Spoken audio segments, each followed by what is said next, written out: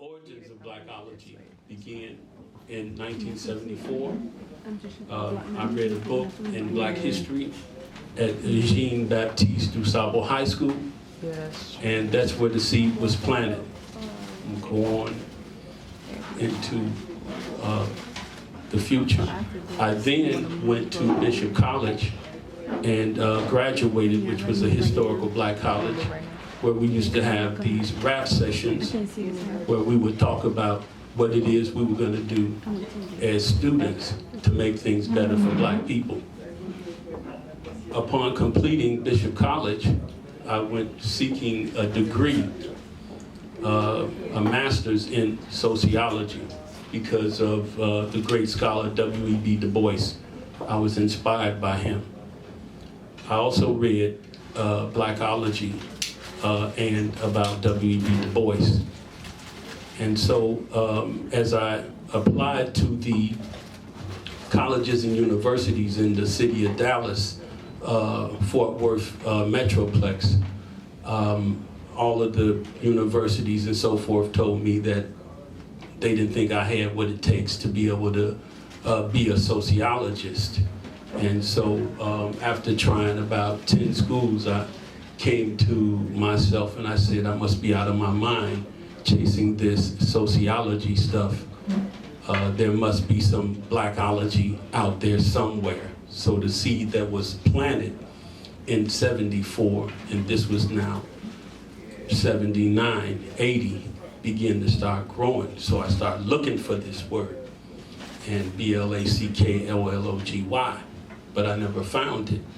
Then I dropped the K, added OLOGY, and started looking for it spelled like that, because I figured that being a sociology major, you know, you drop the, for society, you drop E-I-T-Y and add O-L-O-G-Y. I said, well, maybe I'll find it like that. So I did that for another 2 or 3 years. And, you know, I never found it. So by now it's like about 5 years worth of research I had conducted building this field of study. And so I looked back and I said, man, I ain't find it nowhere. And something came to me and said, look, there it is right there. And I said, man, Blacology, yes. So I went to tell the world about it from that. And went to University of Texas at Arlington, and finally got accepted by one of the urological schools. And they said, well, you'll do what we say do, when we say do it, how we say do it, no ifs, ands, or buts about it, and there won't be no Blacology here. So I said, well, man, this ain't the place to go. I better go back to the HBCU. So I stayed there 2 semesters, and I left, and I went to Prairie View A&M University. Is where I met my brother, and together we began working on Blacology, a cultural science. And he'll tell you how he and I came together and began the research and study of Blacology at Prairie View A&M University, a historical Black college in Prairie View, Texas. So, but Blacology's mission is the justice, redemption, advancement of Black people, and the redevelopment of Black African culture. That's our mission. And we're talking about the ideals, philosophies, theories, beliefs, concepts, and notions of our past and present life experience, and the spirit of our uncompromising struggle as our cultural knowledge. I'll let my brother talk to you now. Well, let's give him a hand real quick, because he dropped a lot. And before I let you go on, Dr. Sirleaf, what I hear in your summary is the unwillingness of the majority power structure to accept Blacology, to diminish your scholarship, and to make you seem that you were crazy. I'm a journalist. By a code of ethics, I'm not supposed to divulge my opinion, but I'm going to right now. you're not crazy at all. They're crazy for trying to keep you in the dark. And I applaud your efforts and that of Dr. Sirleaf's to bring this to the world. So let's give him another hand.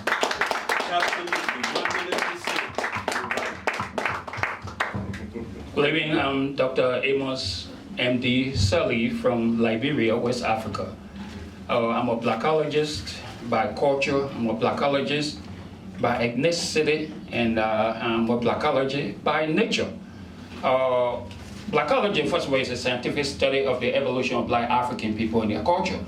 I met my brother, if you are read about Malcolm X and Louis Farrakhan, the first time they met, that was first sight of love. My brother, he was ahead of being, he was working on a master's at the time. I was still doing my undergraduate. I came to this country at age of 26, like my nephew here. We are elders now. So he and I started developing Blacology.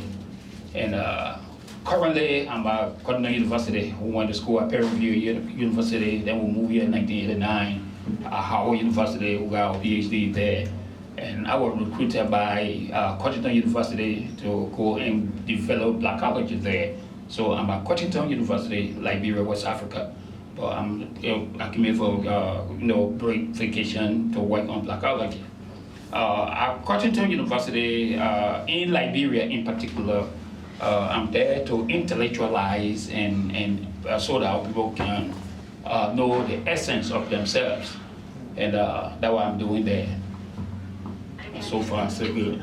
So far, so good. And I'm glad you brought up your journey to and from Liberia. As many of you know, Liberia is a country born out of a desire of freed blacks to repatriate to their native homeland. And more than 100 years after that, that vision, to a certain degree, has not been fulfilled, in part because of squabbles between the Americo-Liberians and the native Liberians. You know, in your experiences as a blackologist, what have been the difficulties in helping both sides, or just helping people understand their common ground? You know, that despite, our stop on the transatlantic slave route, or whether we speak verbal or crew, or we speak Liberian English, that we're all African. This is true. Thank you very much. What I have realized even here in the homeland, like Liberia, is that our people are culturally conditioned to believe that European people are superior, black people are inferior. The manifestation of that is that we are marginalized, devalued, underestimated, we don't respect one another, we don't make business with one another, we abuse our kids, we walk away from our black women. And so I'm there to make them to understand that we all we got. I was saying that I'm there to intellectualize our people and to undo their miseducation, and to realize that, like the young brother was saying, that the whole problem in Africa is that they respect white folks than themselves. In my country, in particular, Liberia, because they think America is heaven on earth. And if they do not come here, they can't live right. So I'm there to tell them, even the Ebola, the AIDS epidemic, thing like that, I told them is a man-made. But as you say that, like you were making the allusion to my brother, like something was wrong with him. Each time I say things like that, there's something wrong with you. When you're telling them something that is strange, that they have never heard before, they do not understand, they try to classify you that you have mental problem. But I told them what's wrong with me is you. Because you fail to realize that what I'm trying to intellectualize you, and you don't seem to understand the dynamics of blackness. I try to culturally conscientize them.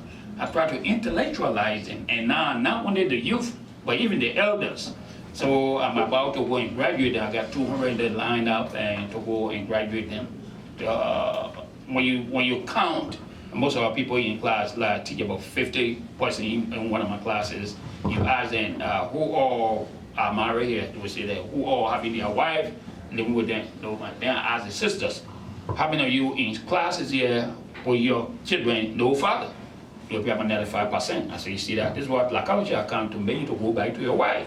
So I'm there doing all of those things because black people, we are very important, we are significant. And I ask them who all wish to be white. You will see them put their hands up. Our people are sick, they have problems, we have to educate them. But the thing, I'm the one with the problem. I said, who are Jesus is here, who all are married? They said, I'm a cousin. So my question to you about that, could that warped mindset come out of just the fact that, you know, America, even though Liberia wasn't quote unquote colonized, that America did help set it up? Could it be like that warped mindset come out of this diplomatic relationship between America and Liberia? You know, in the sense that even though it is an African country, it sort of owes its independence to America in a sense. Have you explored that in your study of Blacology? Oh, this is true. But we have one common enemy, that is the man has done a good job on us. Make you to understand that, to hate yourself. Make you to understand that where you live is marginalized. You're not supposed to be here, you have to go to America. Now, if you go to Liberia, you see our people lined up at the U.S. Embassy just to come here. Now, you're seeing African dying on sea to just go to Europe. So, but when you talk to them, you think you don't want them to come here. So if you had the opportunity to bring someone on 747 and put you there and come to America for 2 weeks, you will start calling me to come and get you back out of here. Right. This is hell here, man. This is hell here. So gradually they are understanding me, and even though they think I'm insane, and I went to the church, I talk about black Jesus, they ran me out of the church. To me, so I'm still there. Because, you know, ignorance is the place. And yeah. Yes, sir. What I want to share with you is that, you know, when I say Blacology, the first thing black people think is black history. Black history is a record of the events of things that has happened to us over a period of time. But in Blacology, we don't use the word history.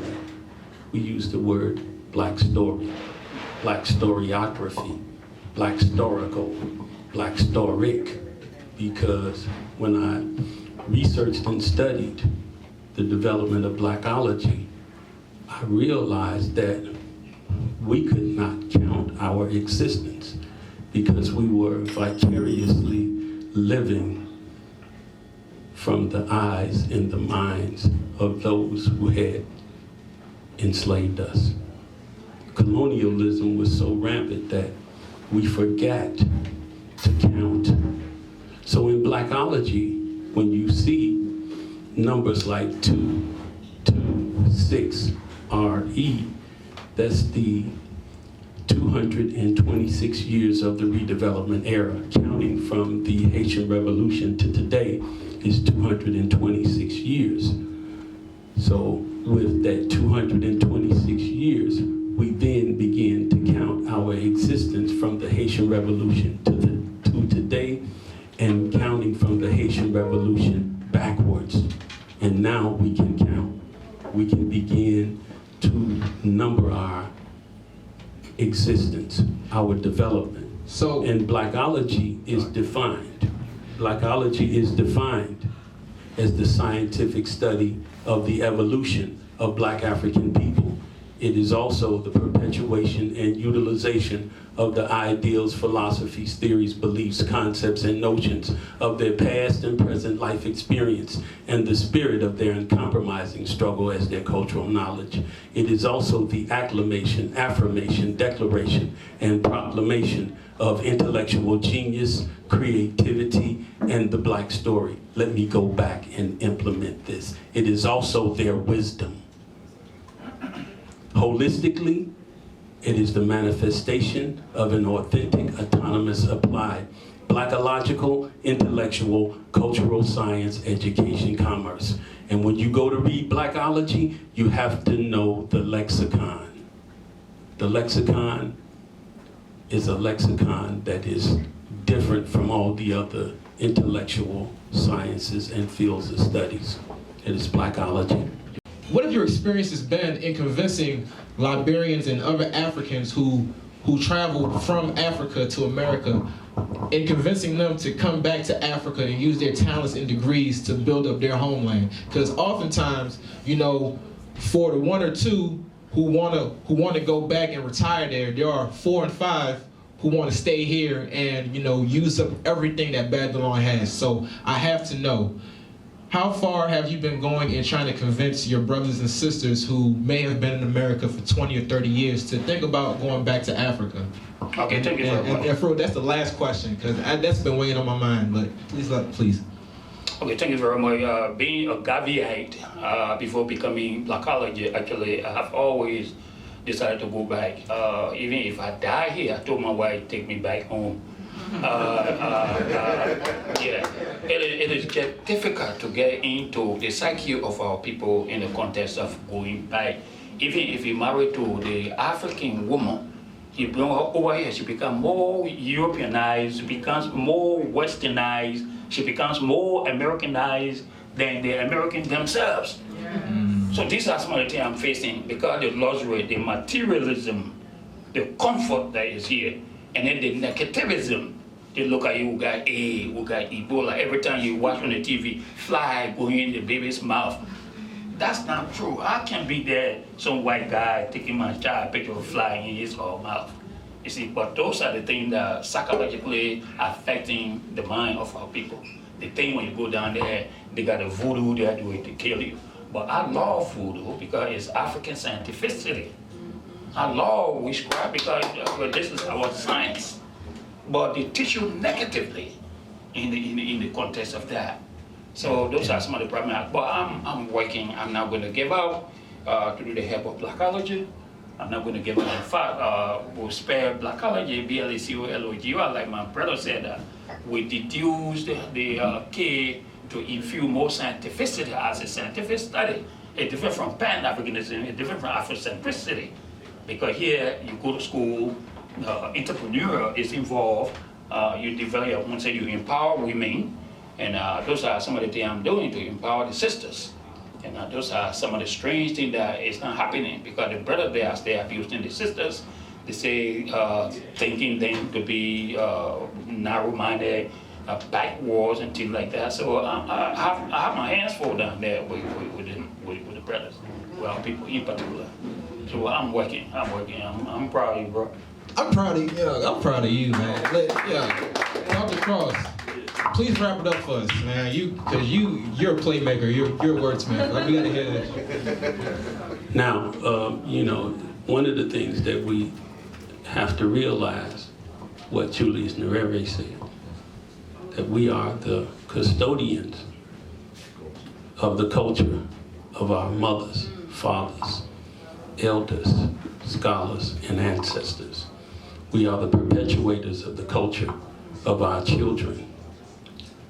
We have no right to leave behind a culture that is less fertile than the ones our parents left to us. And what's really, really, really Pan-Africanness, may the content of your character be the knowledge of your culture. That's what you need. You need to know what the content of your character is. If your character does not reflect your culture, get it right. ASAP. Dr. Cross and Dr. Sirleaf, Blacology. Yeah, let's give them a black power. Say black power, y'all. Black